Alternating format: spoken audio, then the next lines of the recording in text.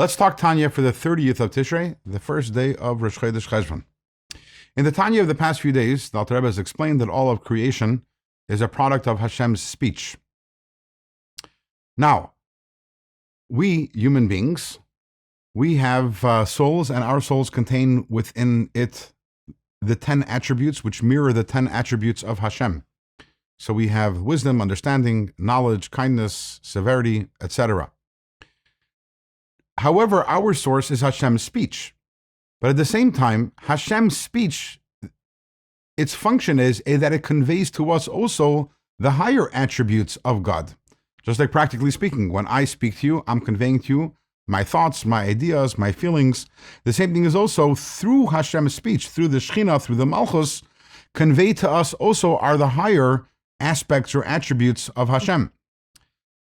And then when I have wisdom, that is connected to God's wisdom, because ultimately it is a product of God's wisdom as conveyed through the Shekhinah, as conveyed through God's speech. I have kindness, that is connected very much to God's kindness, because my kindness is an extension of, or a product of, God's kindness, but again, as conveyed through the Shekhinah, as conveyed through God's speech. So there's a special connection between every single one of our attributes and the corresponding attribute of God.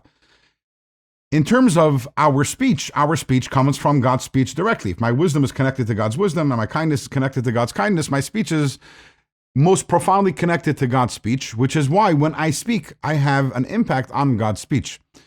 More specifically, if I am going to study Torah or I'm going to daven, so we know that according to halacha, the rule is that it's not enough that I do it thinking. It's not enough that I think the words of Torah or that I think the words of davening, but in order for me to discharge my obligation, I have to actually articulate the words. And why is that? Because when I speak, I'm actually affecting something very profound above. And what is that? When I speak, I am connecting my thoughts, my feelings with my speech.